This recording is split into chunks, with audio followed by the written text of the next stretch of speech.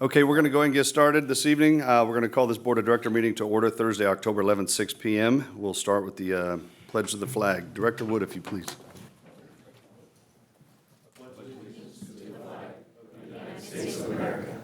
To the republic for which it stands, one nation, under God, indivisible, with liberty and justice for all.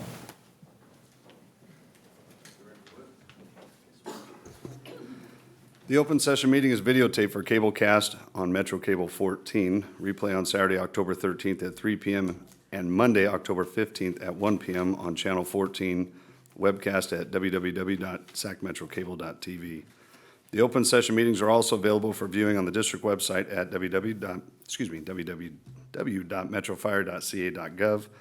And right now is the opportunity for the public to discuss matters of public interest within the district's jurisdictions, including items on or not on the agenda. Madam Clerk. Yes, we have Roger Mitchell. Mr. Mitchell, thank you for being here.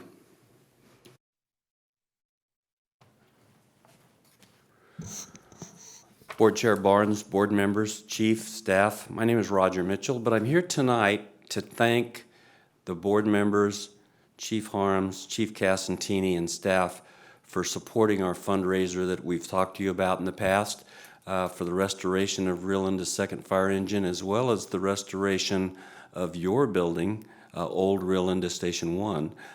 So I want to thank all of you, for the directors that have purchased tickets, the chief, Chief Casantini, staff. But again, I would be remiss if I didn't remind you that our chief speaker that night will be Sue Frost, our supervisor. But the person that's going to introduce her is a world-renowned speaker and was our guest speaker last year also. So that will be Chief Todd Harms. So in the realm of bringing Chief Harms and Sue Frost a little closer to work with the fire district and hopefully get more money for our district and our project, that's why that was set up that way. So again, thank you from the bottom of our hearts for supporting this. We've seen many of you over to the station to look at what we're doing. We appreciate that. And if there's any questions this evening, I'm certainly prepared to answer any questions you might have. Thank you very much. Any questions for Mr. Mitchell? No, sir. Thank you for being here this evening. Thank you, Director. Moving on to the consent items. Do we have any questions regarding that? No questions. Move the consent calendar, Mr. Chairman. Thank you. I'll second. I have a motion and a second. Madam Clerk, please. Director Jones. Aye. Sheets. Aye. Wood. Aye. Clark. Aye. Kelly. Aye. Barnes. Aye. Motion passes. Thank you very much. And moving on to the action items, Assistance of Firefighters Grant Program Acceptance, SCBA. Chief Casatini and Ms. Erin Castleberry. Good evening, directors. Here tonight to request that the board accept a fiscal year 17 AFG grant award in the amount of $4.1 million for the replacement of 636 SCBA units and an additional 328 face pieces. The district was part of a regional grant that included Metro Fire, Consumnes Fire, Forest Hill Fire, Lincoln, Placer Hills, Rockland, Roseville, Sac County Airports, and South Placer Fire District. So we applied for that earlier this year and just received on September 21st the award notification. So we are requesting acceptance of that grant. I'll take any questions you have. Thank you. All right, and Chief Casantini has some additional information regarding the SCBA's for Metro. Copy. Thank you. Thank you. Chief Casatini. Good evening, Board President, Board of Directors, Chief Bridge. Greg Casantini, Deputy Fire Chief.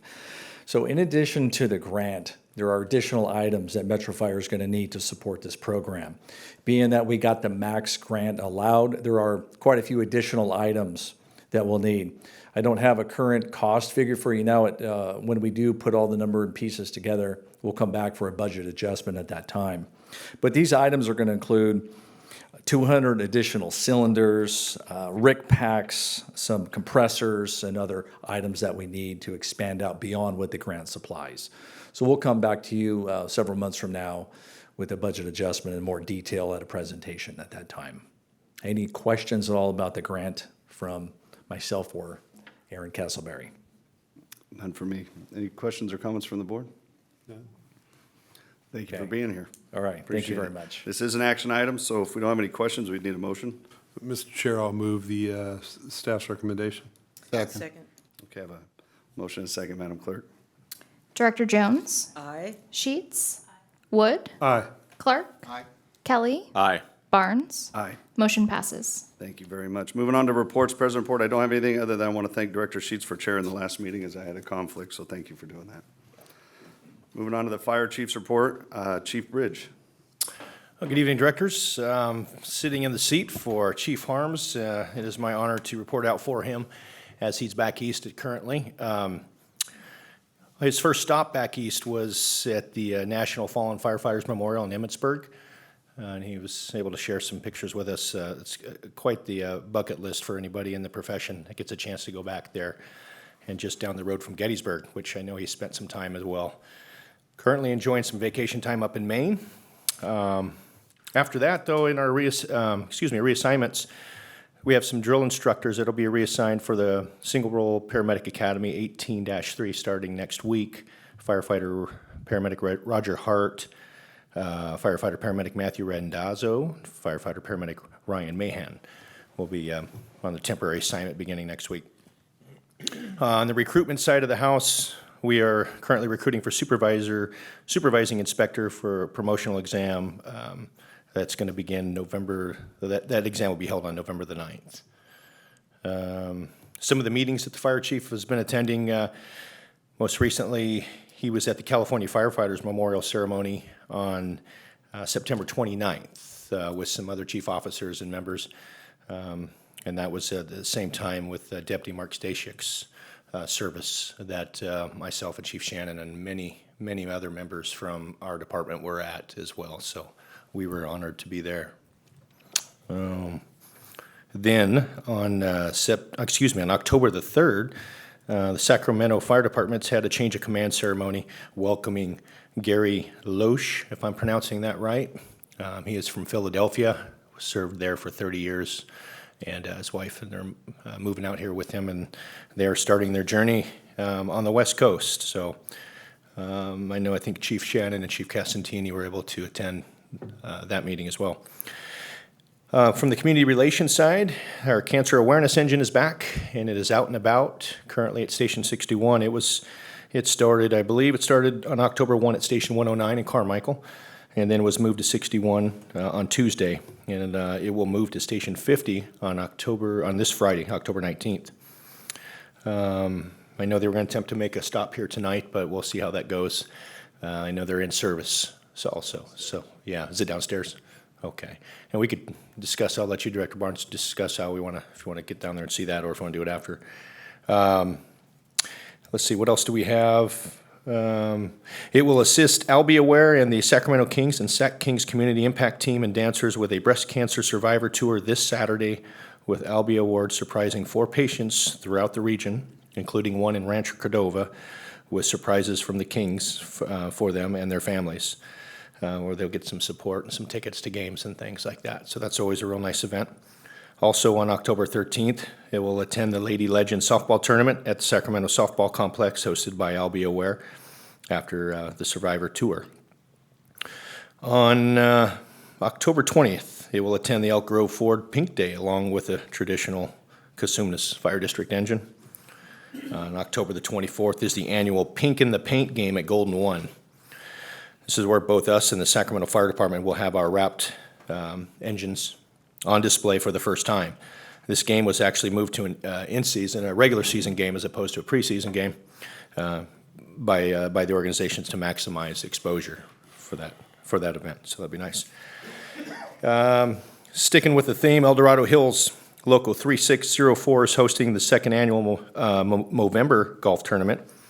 Mustaches called Mustaches and Mulligans. It's on December 3rd at Serrano Country Club, and there's flyers available for sponsorships and foursomes for that event. It is Fire Prevention Week, and this year's theme is Look, Listen, and Learn. We're looking for fire hazards, listening for your smoke detector, and learning 2 ways out of your home. We're also working with UL, that's Underwriters Lab. and their Close Your Door program again this year. We've had 2 local media spots, including Fox 40 this morning with Captain Chris Vestal, and are looking into some other opportunities for acquired structure demonstration burns. As you know, Chief Harms sits on the advisory panel, advisory board for the UL, along with we have Captain Russell Gardner as one on the technical committee for UL. And so we have a good relationship with them on the national level, and we continue to work with them closely, and we're hoping to get that training and awareness opportunity with UL through our training division. Lastly, tonight, the Sacramento Kings with Shreve Jewelers are presenting Metro Fire and Sacramento Fire with a Hometown Hero Award tonight on behalf of all members of our agency, including Sacramento Fire Department and the Sacramento Operational Area, who deployed to wildfires this year at tonight's game. Captain Grant Russell, on behalf of our Air Operations Division and all of our personnel, will accept the honors on the court during the first time out of the first quarter tonight. So that's quite the honor, and we're very, very proud of our all of our members, especially our Air Operations, who had a big impact this year on the wildfires. So that's all I have. Let's see, you have anything else? Very good. Thank you. Any questions or comments for Chief Bridge? Don't go too far because you're back up again on the Back up with operations the, part. very brief on the operational. It's been fortunate that we've had a kind of a quiet, relatively speaking, relatively quiet couple of weeks. So the thing that I think we wanted to pass along in regards to, along with our continued average responses of around 3,700 calls over the last few weeks. But the bigger point we wanted to make operationally and remind everybody is the fire season's not over yet. So we're just asking the public to do their part in due diligence when mowing lawns at the right time of the day. The fuels, the trees, the grass, the brush, all the moisture in them is still extremely, extremely low. And the fire conditions are still ripe. The way it's sitting out there right now is just like it was 12 months ago when Santa Rosa started. That was in October this time last year. So just a reminder, everybody, please be careful out there. It's still fire season, and we're hoping to get a few good wet soakings before we let any guards down. So that's it from the operations side. Thank you very much. I appreciate that. Moving on to Local 522, Vice President Trevor Jamison.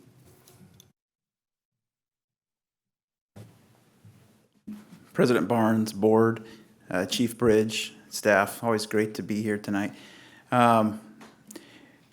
It's been quiet kind of for us too, but I just wanted to touch on September 29th. It was the Firefighter Memorial, Deputy Stasek's memorial, and it was with heavy hearts that Metro Fire's family was separated that day, attending both events.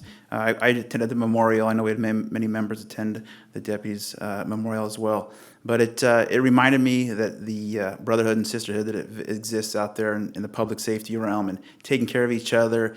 Many of our members were involved that day, and they still today are going to deal with those effects. And we talk about, I know I'm going to go back, but the wellness and taking care of each other. And it's good to see that we have that here, and it's great that the board's aware. It's great that staff's aware, 522 is aware. So I just want to always remind ourselves that that's what we do. We take care of each other, and we take care of the public. It makes us take care of the public much better when we take care of each other. On to something a little bit more recent and happy. We had general membership today at 522, and I just want to start off by saying it's great sometimes when you don't have an election because it takes away some of the politics that go out. But today we'll have one new director. It's Joel Roberts, and Sean Conant will be continuing on as director. Sean's been a director for about 4 years, and Joel Roberts will be a new director. He's been a shift rep for about 8 years. A wonderful, wonderful member of Metro Fire and 522. Great person to work with. I hope you all get to know him. And in closing, I just want to say he will serve out his term until January, but John Barsdale has just been a fierce defender of labor, Metro Fire, and he's incredible service to the community, incredible service to 522, and I know he'll be here and be around, but I just want to thank him publicly. It'll kind of be a transition period until January, but that's all I have unless you have any questions. Thank you for being here. Any questions or comments? No, I too echo the comments about Barsdale. Many times the phone would ring and sometimes my ears would bleed because he's passionate about the membership. So we appreciate all he's done and as he continues to serve out. So thanks for being here. Thank you. Moving on to committee and delegate reports, executive committee, I do not have anything, and we have no meetings scheduled at this time. Communication Center JPA, Chief Johnson, I don't see him. The next scheduled meeting on that one is Tuesday, October 23rd at 9 a.m. Chief Shannon is going to tell you that. He's coming up next. Okay. He knew it, he knew it. See, he knew. California Fire and Rescue, JPA, Chief Shannon. Thank you. We have not met since September 20th. We will meet January 17th, 4 o'clock, across the hall. Thank you for that. Thank you for the extensive report out on that. Appreciate it. Moving on to the Finance and Audit Committee, Director Kelly. Mr. Chairman, the Finance and Audit Committee will meet again on Thursday, the 25th, 2 weeks from this evening at 5:30 p.m. Thank you very much. And Policy Committee, Director Clark. Yes, Mr. Chairman, the Policy Committee met today to discuss editing the catastrophic leave bank for represented employees. This will not go to the full board. It's just for informational. Basically, the issue was to exclude members employees who are at the academy, and to exclude them from the policy until they graduate, because they don't start accumulating hours until after they graduate. That's all we had. And the next meeting is to be determined. Thank you very much. We will go into closed session, but first we'll do board member comments and questions, and then at the conclusion of closed session, I don't anticipate that being very long. We'll go down if that's okay. If the fire rig's out there, we'd like to come down and see it. So thank you for being here for that. Starting on my far left, Director Kelly. Yes, I would like to apologize to the group. I neglected to fill out either of the reviews, and I got a reminder from the office and everything else, and just got away from me, so my apologies. I was not part of that group. Thank you very much. Director Clark. Yes, with the fire season, thank God, is slowing down, and we don't have all these big fires going on. I want to thank the men and women of Metro Fire for the great job that they did during that season, and hopefully we keep things slow hopefully till next year, and I hope that we don't have another year like we had this year. That's all I have, Mr. Chairman. Thank you. Thank you, Director Clark. Director Wood. I just echo what Director Clark said, and thank you very much. Thank you. Director Sheets. No comment. No comment. Okay, Director Jones. Thank you. I do have two items. One is I'm so glad we're getting the SCBA grant. A few decades ago, that was not seen as an integral piece of equipment for the fire service, and today, full bore it is. So I'm just delighted that we got that grant, and we're continuing to provide our members with the safest possible working conditions under general conditions that are usually pretty harsh. So that's great. The second item I wanted to relay is last week I attended the CalAFCO annual conference. All 58 counties in California have a local agency formation commission, a boundary commission.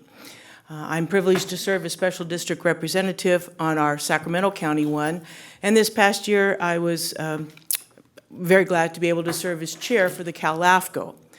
The emphasis on this conference was on tree mortality and the emphasis on wildfires, what to do about it, how to handle it, and looking towards the future. It was very, very interesting. The one panel that I moderated was on fire district consolidation. And it's a terrible pun, but it's always a hot topic. It always is. And part of our job is to educate LAFCO commissioners on what the fire service does. And I want to compliment, we had a number of fire chiefs from up and down the state participate, and it was very, very successful. We always have to be in an educational mode and looking forward to the future on how to, one of the goals for LAFCO is to deliver efficient municipal services. And boy, fire's right up there at the top. So we'll continue to work on that goal throughout the state. And it was a very, very successful conference, and the fire service played a big role.